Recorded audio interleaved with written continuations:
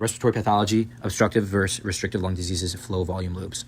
All right, so before we get into the specifics of obstructive lung diseases and restrictive lung diseases, we should definitely discuss our differences that we're going to be seeing on the flow volume loops. And this is going to be very, very key to understanding the questions that are going to be asked, because a lot of questions do give you flow volume loops, or they do tell you about the flow volume parameters, and you're going to have to differentiate whether it's an obstructive disease or a restrictive disease just based off of those. All right, so first and foremost, the way that I remember it is obstructive lung diseases, you're going to have an increase in RV, FRC, and TLC, total lung capacity, with an overall huge decrease in FEV1 compared to FVC. So both of them decrease, but FEV1 decreases more than FVC. So our overall FEV1 to FVC ratio is decreased in obstructive lung diseases, okay?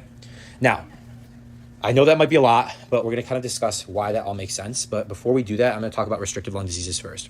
And restrictive lung diseases, the reason I'm going to talk about it first is because it's very easy to remember.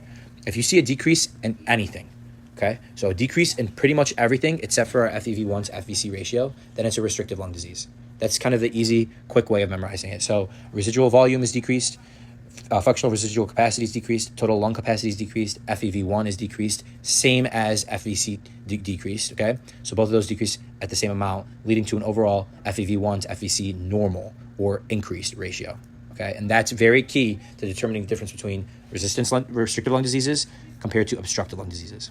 All right, so you got to remember that. Now, a question that they also like to ask specific to the flow volume loops is the RV, residual volume to total lung capacity ratio. In obstructive lung diseases, the residual volume is going to increase, and our total lung capacity also increases, but our residual volume increases more than our total lung capacity, okay? So our ratio of residual volume over total lung capacity is going to increase in COPD patients, okay? You have to know that. It's very, very important. That's a question that they love to ask you guys, okay? And so they might like quiz you in the vignette. They'll try to like trick you and say, oh, well, they'll give you no other differentials and they'll give you no other flow volume parameters, and they'll just say the residual volume to total lung capacity ratio is increased. And that might seem at first like it could be restrictive lung diseases, but no, the answer is obstructive lung diseases there. It's COPD patients, okay? Now, the last thing I'm going to be talking about is our flow volume loops. The flow volume loops, for obstructive, it moves over to the left, and it's a completely different shape. Okay, so obstructive is completely different shape, and it moves over to the left. Whereas restrictive moves over to the right, but it's smaller. It's just a smaller version of the normal curve, of the normal flow volume loop. All right, so that's an important differentiation that they love you to know. So just once again, obstructive lung diseases, you're going to see an increase in RV, increase in FRC, and an increase in total lung capacity, TLC.